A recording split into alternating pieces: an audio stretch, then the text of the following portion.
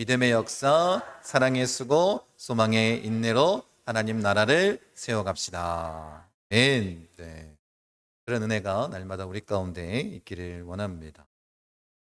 3월 첫 주일입니다. 그리고 오늘은 보화라는 주제로 함께 하나님 말씀을 나누기를 원하는데, 우리가 지난달에는 전체 2월 달의 주제는 통치였습니다.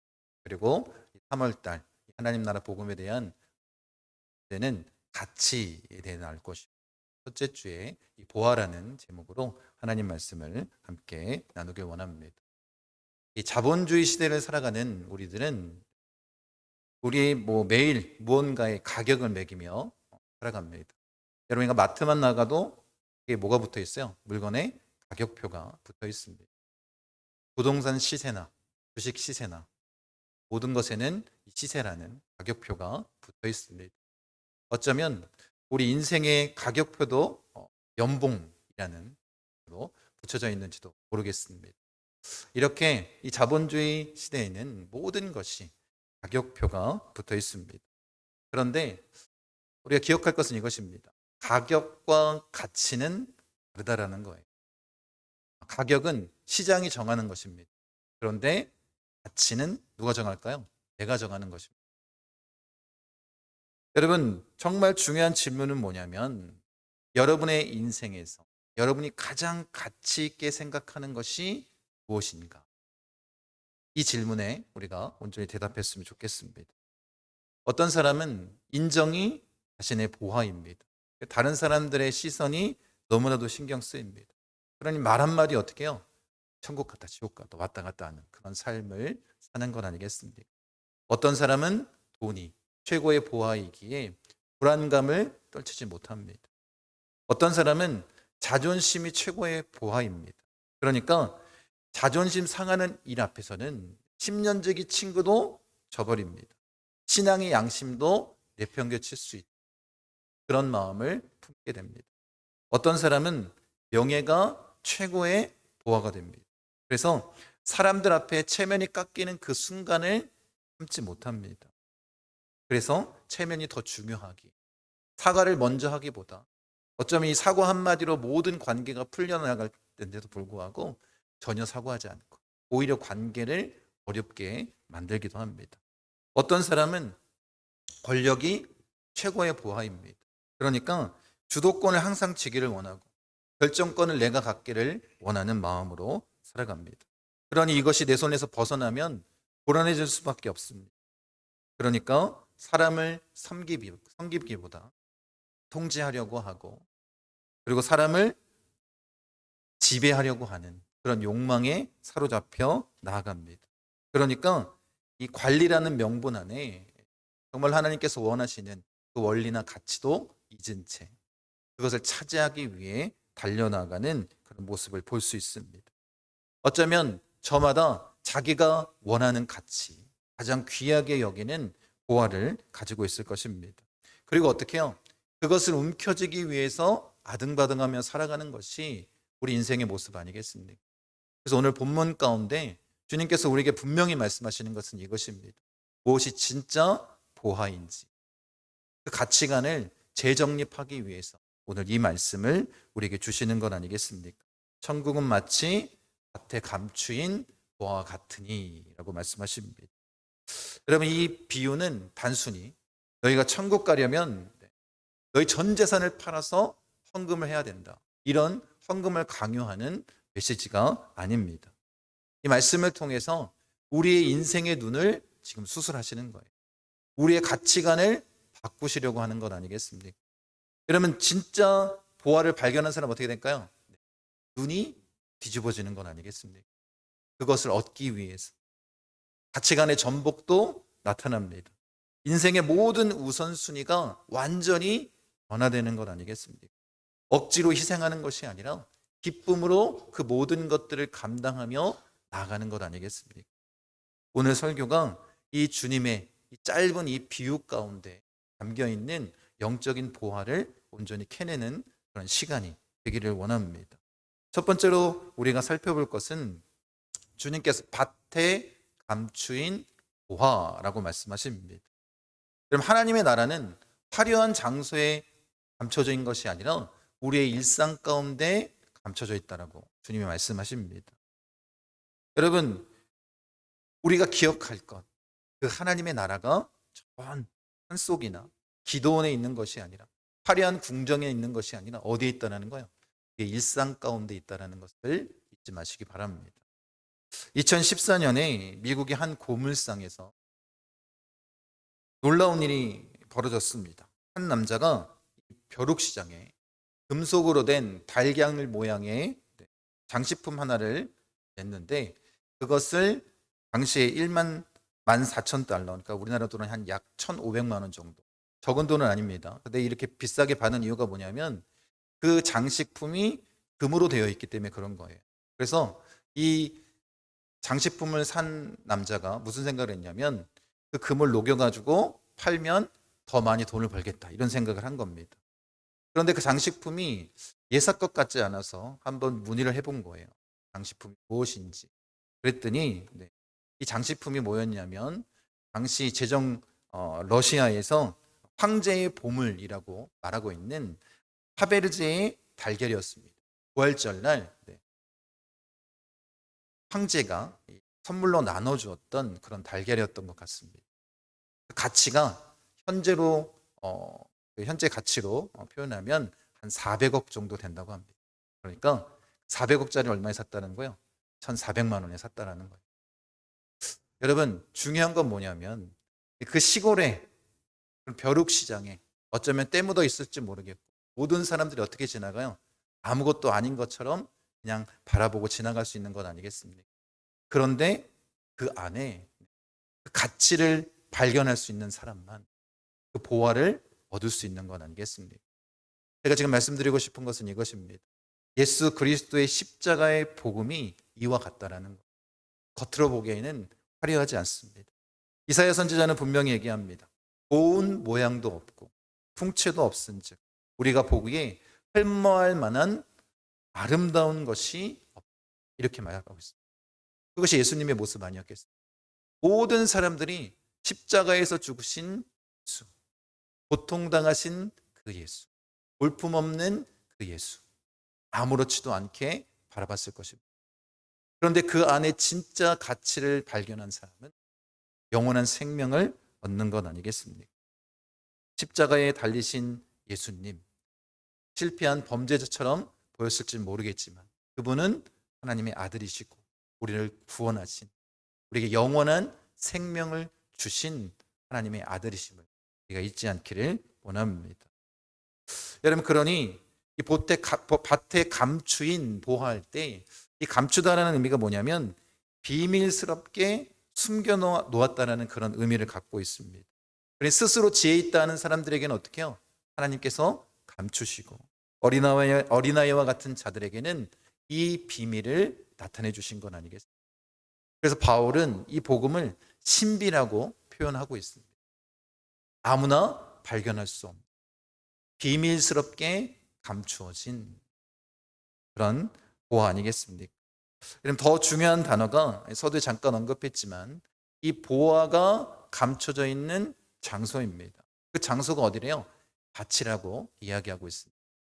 여러분, 이 밭은 뭐 하는 곳입니까? 다른 곳이 아니라 하루 종일 노동하는 현장 아니겠습니까? 어쩌면 지루한 일상의 장소인지도 모르겠습니다. 그런데 하나님께서 지금 충격적으로 예수님께서 우리에게 주신 말씀은 뭐냐면 하나님 나라는 어디에 감춰 있다는 거예요? 우리의 일상 가운데 숨겨져 있다는 것입니다. 여러분, 여러분이 매일 출근해서 시달리는 그 직장 가운데 하나님의 보화가 감춰 있는 것 아니겠습니까? 그럼 설거지하고 빨래하고 육아하며 이 육아의 전쟁을 치르고 있는 가정 가운데 그 보화가 천국이 젖어 있다는 거죠. 그리고 여러분, 배우자끼리 관계, 싸움, 다툼이 있는 것, 아니면 다른 사람들과의 그 관계 가운데 다툼이 있는 그 어떤 장소가 되었다. 그곳에 뭐가 있다는 거예요? 그곳에 하나님의 보화가 그 천국이 감춰져 있다고 말씀하고 있는 것입니다. 여러분, 그런데 우리는 자꾸 어떻게 하냐면 그 일상에 감춰진 보화를 발견하려고 하는 것이 아니라 다른 곳을 바라봅니다. 이 직장만 때려치우면 난 행복할 것 같은. 저 사람처럼 내가 돈만 있으면 이 신앙생활 하는 것이 정말 좋을 것 같아. 내 남편이 저 남편이었으면 얼마나 행복할까. 이런 생각들을 살아갑니다. 이것은 사탄이 주는 현상 아니겠습니까? 여기에 속지 않으셨으면 좋겠습니다. 예수님 말씀하시는 건 뭐냐면 이거예요. 네가 서 있는, 네가 땀 흘리고 있는, 네가 고통 가운데 있는 그 자리에 뭐가 있다라는 거예요? 내가 함께 있다. 그곳에 하나님의 나라가 있다라고 말씀하시는 건 아니겠습니까?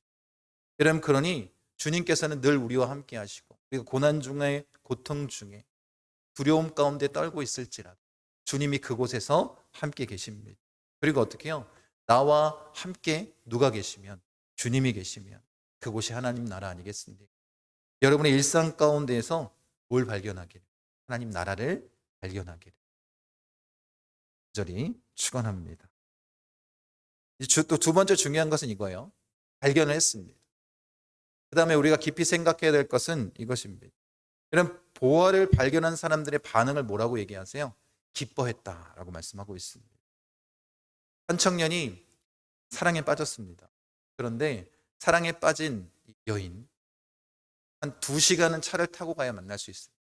이걸 요즘 사람들은 뭐라고 얘기하냐면 농디라고 얘기합니다. 멀리 떨어져 있다는 거예요. 그런데 주변 사람들이 얘기를 하는 거예요. 야, 너는 일도 하면서 그렇게 하루에 4시간씩 왔다 갔다 하는 거 너무 낭비 아니냐? 힘들지 않냐? 왜 그렇게 어리석은 연애를 하고 있냐? 이렇게 얘기한다면 청년이 뭐라고 얘기할까요? 아, 너무 힘들어. 죽을 것 같아. 이렇게 얘기할까요? 그렇지 않습니다. 그 여인을 만나는 것이 나에게 너무 행복하다. 이 4시간이 연애하는 시간과 똑같아. 그 여인에게 내가 무언가를 다 쏟아부어도 아무것도 없지 않아. 이렇게 얘기하지 않겠습니까? 그 여인에 대한 가치를 알기 때문에 그렇게 표현하는 건 아닙니까? 여러분, 오늘 본문의 순서를 우리가 정확하게 살펴봐야 되는데, 그러면 뭘 발견해요?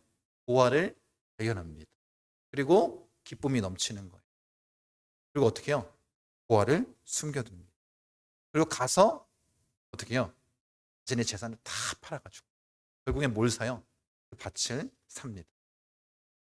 여러분, 우리가 착각하는 신앙의 순서가 하나가 있는데 이겁니다. 많은 성도들이 이 신앙의 순서를 어떻게 착각하냐면 먼저 뭘 해야 된다고 생각하냐면 먼저 자신의 것을 팔아야 된다고 생각해요. 먼저 헌신해야지 하나님의 은혜가 우리에 임할 것처럼 여긴다는 거예요. 그러니 뭐라고 얘기하면 교회 다니면 제약이 많아. 술도 담배도 끊어야 되지. 주일날 축구하러 가고 골프 치러 가고 여가를 즐겨야 되는데 주일날 여가를 즐길 시간조차 없어. 예수 믿으면 우리 일상에서 뺏기는 것이 너무 많아. 이렇게 생각하는 사람들이 많습니다. 여러분, 그런데 중요한 건 뭐냐면 이 율법적인 의가 이 안에 들어있기 때문에 그런 것입니다. 예수님께서 말씀하신 그 순서를 보면 어떻게 해요? 발견한 다음에 뭐가 나타나요? 기뻐했다라는 거예요. 보화를 발견한 사람의 기쁨, 그 기쁨을 온전히 누린 자, 그 누린 자가 뭘 할 수 있을까요? 자신의 것을 할 수 있는 거예요. 근데 여러분 한번 잘 생각해 보십시오. 이 밭에서 보화를 발견한 이 사람이 자신의 물건을 파는데 정말 억지로 아까워하면서 팔았겠습니까? 어떻게 팔았을까요? 기쁨으로 팔지 않았겠습니까? 빨리 팔아야지. 다른 사람이 그걸 발견해서 가져갈까 봐. 자신의 모든 것을 뭘로 팔아요? 기쁨으로 즐거워하면서 파는 것 아니겠습니까? 신앙의 순서가 바뀌면 어려울 수밖에 없는 거예요. 여러분의 정말 보화를 발견한 기쁨 없이 여러분이 어떻게 해요? 팔기만 한다면 어떤 은혜가 있겠습니까? 여러분의 신앙의 모습을 한번 돌아봤으면 좋겠습니다. 기독교 신앙의 핵심은 뭐냐면 죄책감이 아닙니다. 기독교 신앙의 핵심은 기쁨이에요. 누굴 만난 기쁨이요? 주님을 만난 기쁨입니다. 이 기쁨이 근간이 되지 않으면 우리의 신앙은 행복할 수 없습니다. 예수 안에서 참 행복을 누리지 못합니다. 이것을 잊지 않았으면 좋겠습니다. 그러니 구원의 감격을 경험한 자가 기쁨으로 뭐 할 수 있는 거예요? 헌신할 수 있는 거예요. 강요한다고 이루어지지 않습니다. 여러분이 한번 깊이 생각해 봤으면 좋겠습니다. 세상의 헛된 욕망, 세상의 쾌락, 그 유혹을 물리칠 수 있는 방법이 무엇이겠습니까? 세상의 욕망, 이 헛된 것보다, 이 쾌락보다 더 강력한 것이 우리에게 주어지면 되는 거예요. 여러분, 죄를 이기는 힘은 뭐냐면 죄를 짓지 않겠어 라는 마음으로 금욕주의적인 신앙의 모습을 갖는다고 죄를 이기는 것이 아닙니다. 좀 강하게 표현하면 이거예요. 죄를 짓고자 하는 죄의 쾌락보다 더 강력한 쾌락이 우리에게 들어오면 되는 거예요. 그게 뭘까요? 예수 그리스도를 아는 지식 아니겠습니까? 그 천국의 보화를 온전히 발견한 자만이 누릴 수 있는 기쁨인 거예요. 그러니까 어때요? 이 세상이 주는 유혹보다 주님이 주시는 참된 평안과 은혜가 강력하기 때문에 그 죄의 유혹을 아무렇지도 않게 이길 수 있는 건 아니겠습니까? 여러분, 세상의 유혹이 저절로 시시해질 수밖에 없는 참된 보화를 발견하시기 바랍니다. 그 기쁨을 누리길 원합니다. 그래서 여러분에게 도전하는 건 이거예요. 여러분의 지금 신앙의 심장의 온도를 체크해 보셨으면 좋겠습니다. 여러분을 이끌어가는 신앙의 힘은 무엇입니까? 안 하면 벌 받을까 봐 하는 그 두려움 때문에 그 율법주의적인 신앙의 모습, 여러분 그렇게 살아가고 계십니까? 아니면 내가 그래도 장로니까, 내가 권사니까, 내가 직분이 있는데 하면서 여러분의 체면 때문에 이 신앙생활을 이끌어가고 계십니까? 아니면 진짜 보화를 발견한 자의 기쁨으로 여러분 신앙생활 하십니까? 여러분의 그 신앙의 온도를 점검해 보셨으면 좋겠습니다. 만약 여러분 예배가 지루하고 여러분이 지금 교회를 위해서 봉사하고 헌신하는 것이 노동하는 것과 같은 고통스러운 마음이 여러분 가운데 있다면 어떻다라는 거야? 여러분, 보화를 발견한 기쁨이 여러분 가운데 사라진 건 아니겠습니까? 깊이 한번 생각해 보십시오. 우리가 회복해야 될 것은 다른 것이 아닙니다. 종교적 열심이 아니라 뭐예요? 주님을 처음 만났을 때 첫사랑의 회복 아니겠습니까? 그 기쁨을 잃어버리지 않기를 원합니다. 그래야 우리가 주님이 지신 그 십자가를 함께 짊어지고 갈 수 있는, 그것이 고통스러운 것이 아니라 우리의 기쁨이 됩니다. 우리에게 참 행복이 되는 것 아니겠습니까? 그런 놀라운 변화의 역사를 누리기를 원합니다. 마지막 세 번째로 자기의 소유를 다 팔아 그 밭을 사느니라 이렇게 말씀하십니다. 여러분, 그러니까 보화를 발견한 사람들은 어떻게 해요? 자기의 소유를 다 팔아버립니다. 전적인 헌신, 우선순위가 완전히 바뀌었다는 것을 지금 나타내주고 있는 것. 여러분, 이 얘기는 많이 들었을 것입니다. 짐 엘리엇 선교사의 이야기입니다. 1956년에 미국 사회를 충격에 빠뜨린 사건이 있었어요. 피튼 대학을 수석으로 졸업한 전도 유명한 청년 5명이 에콰도르의 식인종 부족에게 선교를 나갔습니다. 그런데 비행기에서 내리자마자 창에 찔려 죽임을 당했습니다. 타임즈에서 대서특필을 했어요. 이것이 무슨 낭비인가? 이렇게 전도 유명한 젊은이들이 복음을 전한다는 이유로 그 식인종 부족에 가서 발 딛자마자 죽임을 당했다. 이런 뉴스가 쏟아져 내려오기 시작했습니다. 그러니까 세상이 분노하고 그런 일들이 벌어졌습니다.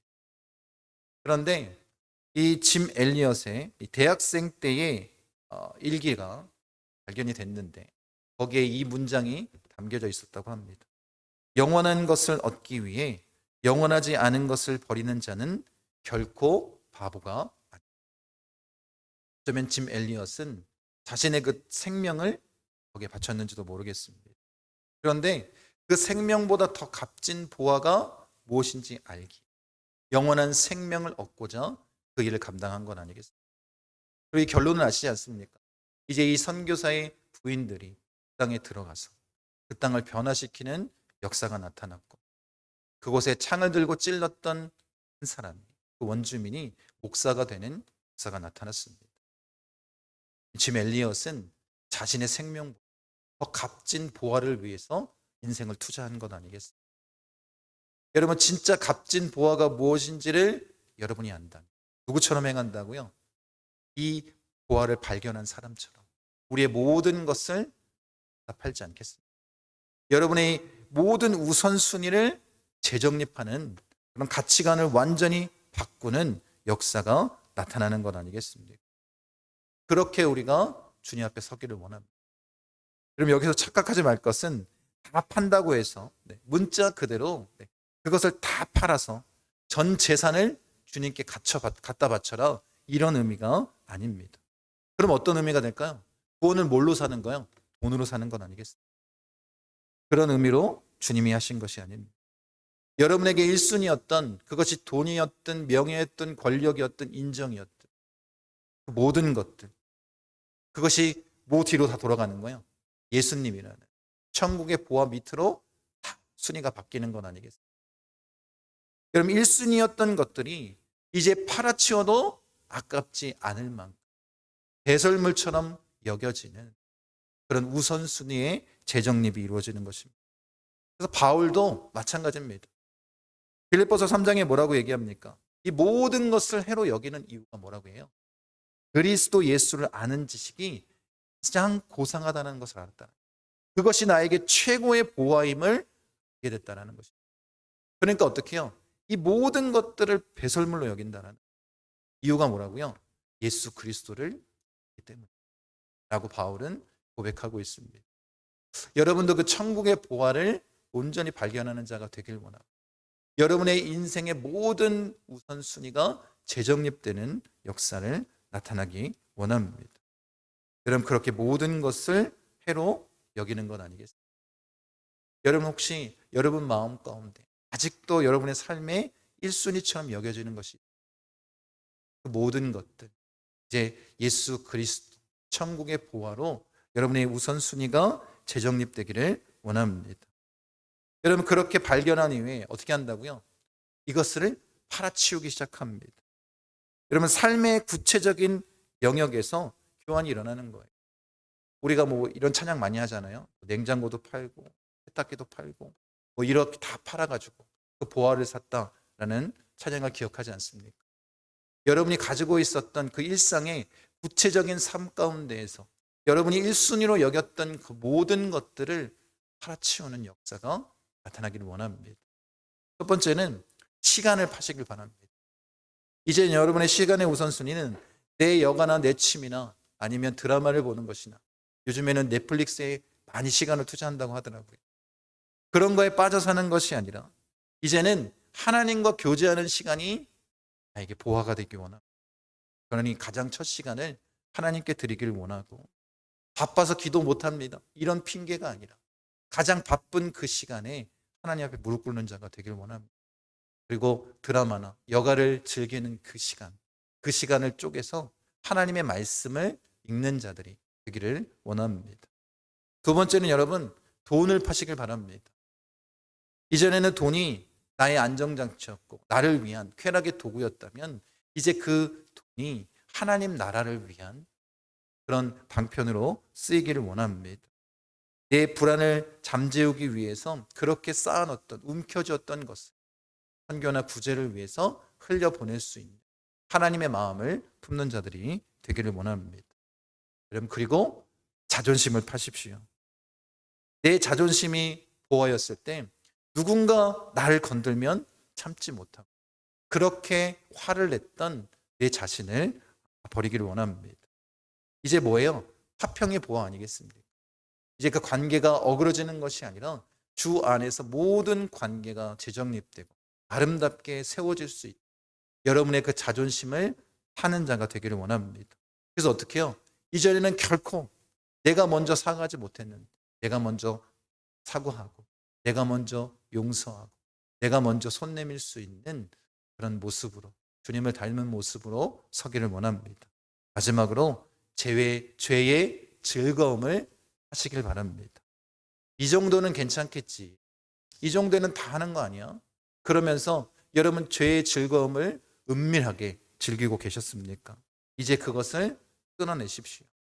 거룩하게 주님 앞에 온전히 서기 위해 그 보화의 참된 기쁨을 아는 자라면 예수님을 닮은 모습으로 거룩함으로 서기 위해서 과감하게 이 모든 죄의 통로를 끊어내는 자가 되기를 원합니다. 여러분 지금 이 말씀을 들으셨는데 여러분 속으로 결단하셨습니까? 나는 어떤 일을 하겠다. 아니면 그냥 듣고 좋은 말씀이네 라고 생각하고 멈추십니까? 여러분 여러분에게 도전하고 싶습니다. 한 주간 구체적으로 한 가지만이라도 끊어냈으면 좋겠습니다. 나는 이번 주에 무엇을 팔아서 하나님 나라 이 보화를 위해 사용하겠다. 이런 구체적인 결단이 있었으면 좋겠습니다. 이런 거죠. 내가 잠을 파나 새벽 예배에 예배하며 첫 시간을 드리겠다. 커피값을 팔아서 내가 굶주린 아이들에게 하나님의 나에게 주신 이 물질을 흘려보내겠다. 드라마 보는 시간을 팔아서 내가 성경 말씀에 더욱더 깊이 있게 묵상하며 나아가겠다. 이런 결단을 하시라는 거예요. 그냥 말씀을 듣고 오늘도 은혜 받았어 하고 가시는 것이 아니라 여러분의 삶에 진정한 변화를 나타내기를 원합니다. 그것이 하나님 나라의 복음 아니겠습니까? 여러분 이 작은 결단이 뭘 보여주는 거냐면 여러분의 가치관이 바뀌었다는 걸 보여주는 거예요. 여러분 그렇게 주의 말씀에 순종하길 바랍니다. 여러분 우리는 최고의 보화를 움켜쥔 소유한 영적인 법으로 살아가길 원합니다. 그걸 주님께서 원하시는 건 아니겠습니까? 그리고 하나님 나라를 소유한 자들만이 이걸 누릴 수 있는 건 아니겠습니까? 주님과 함께 거하며 예수님께서 우리에게 주시는 그 하나님의 나라 참된 축복과 은혜를 누릴 수 있는 건 아니겠습니까? 여러분 이 세상과 주님이 말씀하시는 영적인 가치는 완전히 다릅니다. 세상은 무언가를 더 움켜줘야지만 내가 더 무언가를 소유해야지만 그렇게 성공했다라고 인정할지 모르겠지만 주님은 뭐라고 말씀하세요? 그 움켜진 것을 나눠주라고 하지 않습니다. 먼저 사랑하라고 하지 않습니다. 먼저 섬기고 먼저 용서하라고 말씀하시지 않습니다. 우리가 그것을 행하는 자가 되기를 원합니다. 그러니 오늘 말씀을 요약하면 이거예요. 진짜 부자는 이 가진 자가 아니라 어떤 사람일까요? 가장 귀한 가치가 무엇인지 그 보화를 발견한 사람입니다. 여러분이 이 보화를 발견한 사람으로 살아가는 자가 되기를 바랍니다. 하나님 나라의 복음, 진짜 가치가 무엇인지를 깨닫는 자가 되기를 원합니다. 그럼 어떤 변화가 나타날까요? 주님이 내 안에 있고 내가 이 가치와 보화를 발견하고 그 하나님의 복음으로 우리가 살아간다. 가난해도 비굴하지 않습니다.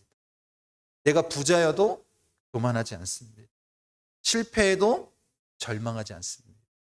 그리고 성공해도 안주하지 않습니다. 이것이 주님이 우리와 함께 할 때 우리가 진짜 가치를 발견한 사람으로 우리가 설 수 있는 건 아니겠습니까?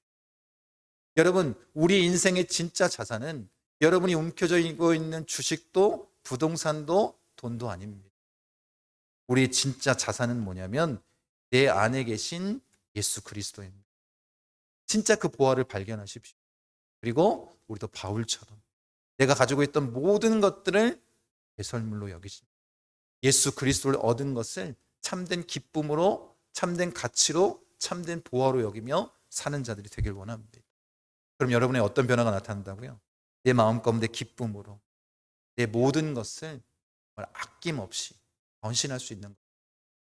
누구를 위해서? 예수 그리스도를 위해서. 이 하나님 나라 복음을 위해서. 그렇게 신앙생활 해가며 여러분이 서 있는 여러분의 삶의 자리에서 하나님 나라를 세워나가는 목포순복음 중학교 성도님 되시기를 간절히 축원합니다.